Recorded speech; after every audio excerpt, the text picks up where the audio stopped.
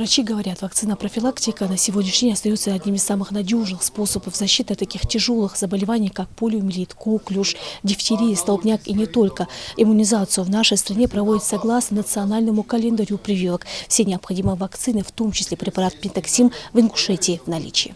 Медики напоминают о том, как важно прививать детей и достичь твердого коллективного иммунитета. В России, как и во многих странах, есть свой график и методика иммунизации. Собравшимся в зале педагогам и директорам общеобразовательных учреждений рассказывают, какие опасные инфекции может подхватить ребенок, которого вовремя не привили. Многие родители отказываются от прививок, ссылаясь на побочные эффекты. Медики отвечают так. Когда мы говорим об осложнениях, значит, родители спрашивают упрощенно, и мы тоже говорим упрощенно. Заболеет ли мой ребенок этим заболеванием? Правильно я задал? Да? То есть сформулировать просто надо было нашим докторам, чтобы они на него ответили. Значит, заболеет ли мой ребенок этим заболеванием, если ему сделать вакцину? Так?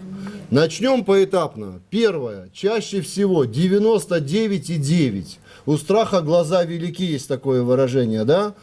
А родители видят, хотя я не сомневаюсь, доктора объясняют, наверное, медсестрички все объясняют, может где-то недопонимает, но принцип сохраняется в следующем. Они видят аллергическую реакцию, даже местную, воспринимают это за осложнение. На самом деле осложнения, конечно, существуют, но их процент очень низок, 1 на миллион. В Ингушетии в последние годы немного усилились темпы вакцинации, все же этого мало. Чтобы полностью исключить заболеваемость детскими инфекциями, слабой иммунизации, во многом, как говорят специалисты, кроется в недостаточной работе с родителями. Важно рассказывать, какую пользу несут вакцины и какие осложнения могут наступить в результате некоторых заболеваний. Хорошо было бы, если бы наши молодые родители все-таки иммунизировались бы, прислушивались бы к педиатру, к взрослому поколению, потому что вакцинация – это самое первое, что может защитить ребенка от инфекции, это вовремя проведение вакцинации.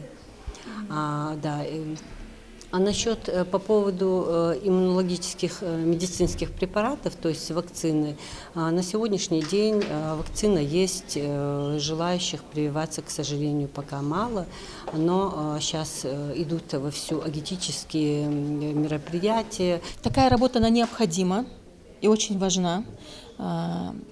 Много полезной информации для себя мы сегодня почерпнули на этой беседе. Очень важно доносить до родителей информацию о том, что вакцинация, любая вакцинация, она необходима, что это здоровье их детей.